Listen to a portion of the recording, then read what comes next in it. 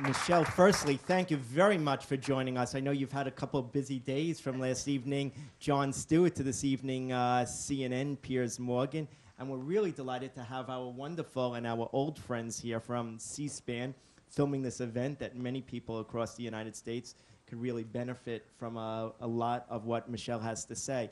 So just to kickstart it this evening, Michelle, how did you come up with a fascinating and interesting book, Radical, and where does this interesting name come from? I think the genesis of the name is an interesting one in that when I first got to DC, it was the lowest performing and most dysfunctional school district in the entire nation. And that was a pretty widely known truth. And so I started doing things that I thought were obvious for a school district in that kind of state. I started closing low-performing schools, moving out ineffective employees, cutting the central office bloated bureaucracy in half. And as I was taking all of these steps and measures, people started saying, well, she's a firebrand, she's a radical, she's so controversial. And I thought, really?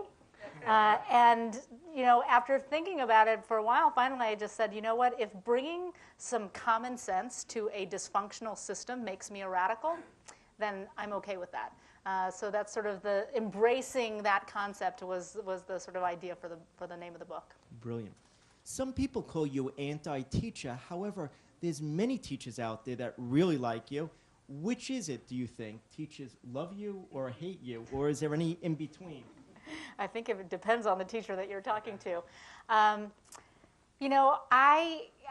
I think the whole sort of notion that I am anti-teacher is an incredibly odd one to me because, and I write about this in the book, I come from teachers. My grandfather was an educator. My grandmother was a kindergarten teacher. 4 of my aunts, my sister-in-law, my best friend. I grew up around teachers and having an incredible respect for the difficult job that they have every day, and I'm still surrounded by teachers to this day. And I think that it is because I have such respect for teachers and hold them in such regard that I have a tremendous belief for what they can do and the power that they have. And I've refused to believe what many folks these days say, which is that well, if kids are coming from difficult situations and poverty, there's nothing that schools can do.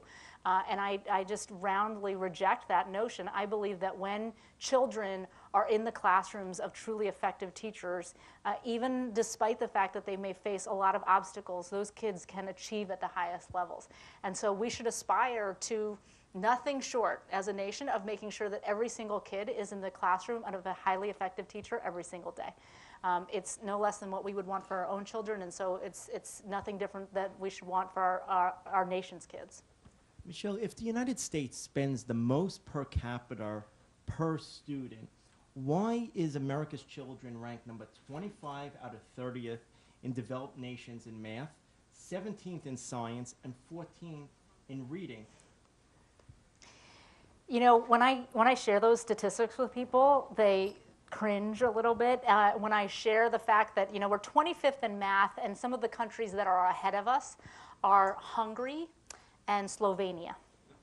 And I think as Americans, we don't expect to be behind Slovenia and Hungary on any measure. When I started Students First 2 years ago, someone showed me a scatter plot of all of the developed nations in the country, and on one axis it was academic achievement levels of the students, and on the other axis was the amount of money that country spends per child on their public education system.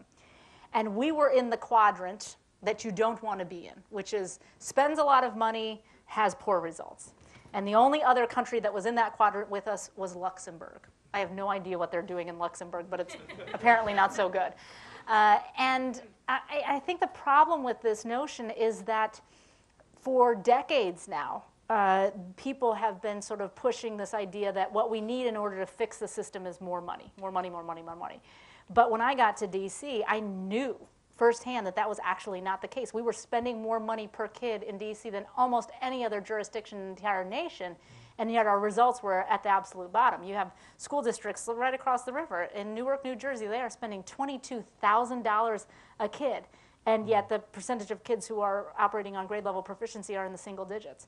So the idea that we can throw more money into a broken system and expect a different result is just a faulty one. I think what we've got to do is have a great deal of transparency around where our dollars are going so that we can stop spending money on things that have absolutely no impact on kids. When I was in DC, we had a budget for the schools of $1 billion a year.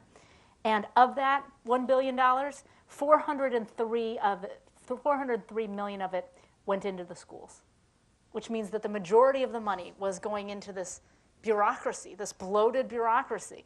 And that's not where you're going to have the impact. The money is going to have the impact when it's in the schools and in the classrooms, and not when it's sort of being sucked up by the school district itself. And so until we bring some light to that, until we shine a light on what kind of return on investment are we getting for different programs and different expenditures, I think we're going to continue to live in this world where we're spending more money per kid, but we're just not getting the results.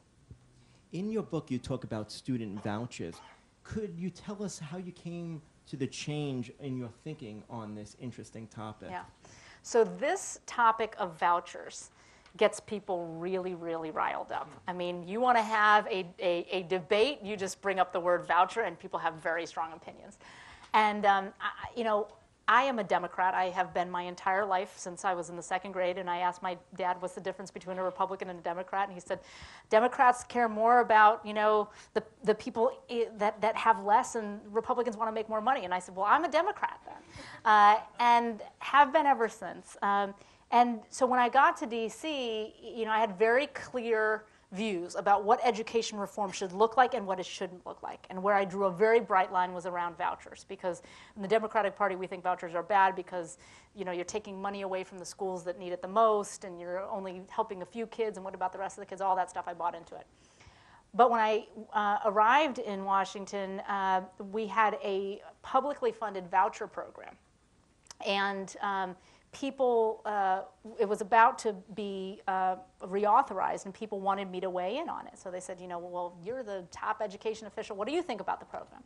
And I pretty much knew what I thought, but I didn't want to jump to any conclusions. And so I started to meet with people, families throughout the city. And the discussions that I had absolutely changed my mind. I was meeting with parents from throughout the city, mostly low-income single moms. And these moms had done everything that you would want a mother to do. So they first researched their neighborhood school, figured out that only 10% of the kids at that school were on grade level, said, my kid has a 90% chance of failure if they go there. It's not good enough for my kid. Then they would do the next best thing, which is they would apply through the out-of-boundary lottery process that we had set up to try to win one of the spots at one of the good schools over on the other side of town. And inevitably they would lose because there were thousands of people applying and only a handful of spots available. And then these moms would come to me and they'd say, okay, now what am I supposed to do? And when I was looking eye to eye with these mothers, and I knew that I could not offer them a spot at a high-performing school that I thought was good enough for my own two kids, I said, well, who am I to stop this lady from taking a $7,500 voucher, which, by the way, was a lot less than what we were spending in the district, and potentially maybe going to a Catholic school where their kid could get a great education. I just was not willing to say no. So I came out in favor of the voucher program. People went crazy, nuts, what are you doing? You're going against the party. And I would always say to people, look, my job is not to protect and preserve a district that has been doing a disservice to children. My job is to make sure that every kid in the city gets a great education. I am agnostic as to the delivery mechanism. It can be a private school, it can be a charter school, it can be a traditional public school. As long as kids are getting a great education, I don't care. And so I've tried to bring a lot of my Democratic friends along with me on this issue. And I was talking to a friend of mine who's a public school teacher the other day, and she, I said, I laid the whole argument out. She looks at me and she goes, yeah, no. I'm not buying it. And I said, okay, let me try one last thing. I said, did you watch the movie Waiting for Superman? She said, yes, one of my best friends was in it. I said, okay, funny, but I said, do you remember the scene with little Bianca where she's looking out the window and it's this tragic scene, she's crying because she can't go to school because her mom has fallen behind on the tuition payments?